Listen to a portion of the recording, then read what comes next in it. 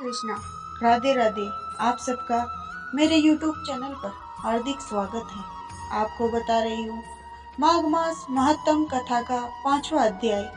माघ मास में प्रातः उठकर सुबह स्नान करते हैं। भगवान विष्णु लक्ष्मी जी की पूजा आराधना करते हैं। भगवान शिव पर जल चढ़ाते हैं और बिलपत्र और फूल चढ़ाते हैं और साथ ही पूरा दिन राम नाम सुमिरन में बिताते हैं। उस व्यक्ति के सभी पाप नष्ट हो जाते हैं और उनके घर में सुख समृद्धि का स्थायी वास रहता है। पूर्ण विश्वास के साथ ये कथा सुनते हैं, अपने जीवन को सफल बनाइए।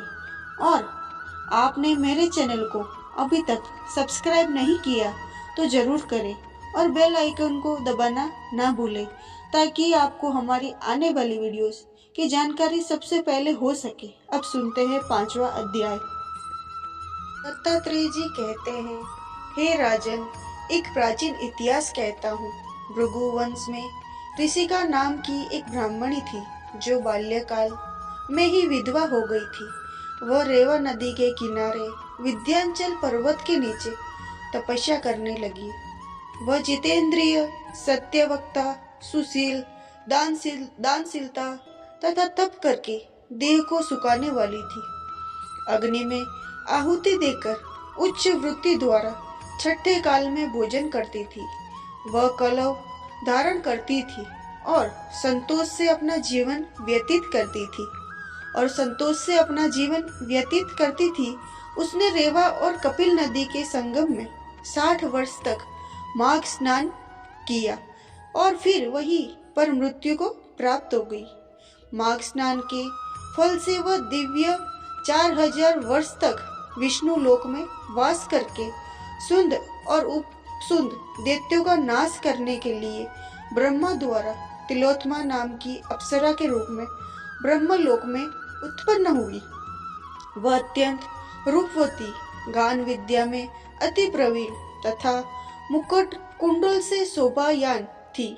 उसका रूप यौवन और सुंदर देखकर ब्रह्मा भी चकित हो गए। वह तिलोत्तमा रेवा नदी पवित्र जल में स्नान करके वन में बैठी थी।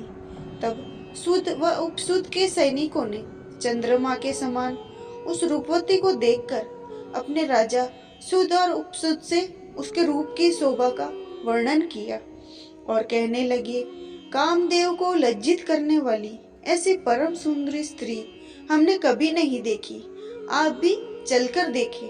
तब वह दोनों मदिरा के पात्र रखकर वहां पर आए जहां पर वह सुंदरी बैठी हुई थी और मदिरा के पान विहल होकर काम क्रीड़ा से पीड़ित हुए और दोनों ही आपस में उस स्त्री रत्न को प्राप्त करने के लिए विवादग्रस्त हुए और फिर आपस में युद्ध करते हुए वहीं समाप्त हो गए। उन दोनों को मरा हुआ देखकर उनके सैनिकों ने बड़ा कोलाहल मचाया और तब तिलोत्तमा काल रात्रि के समान उनको पर्वत से गिराती हुई 10 दिशाओं को प्रकाशमान करती हुई आकाश में चली गई और देव कार्य सिद्ध करके ब्रह्मा के सामने आई तो ब्रह्मा जी ने प्रशंसा से कहा, हे चंद्रवती, मैंने तुमको सूर्य के रथ पर स्थान दिया।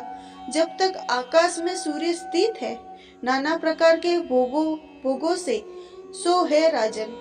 वह ब्रह्मणी अब भी सूर्य के रथ पर माघ मास स्नान के उत्तम भोगों को भोग रही है। इसीलिए श्रद्धावान पुरुषों को उत्तम गति पाने के लिए यत्न के साथ माघ मास में विधि पूर्वक स्नान करना चाहिए।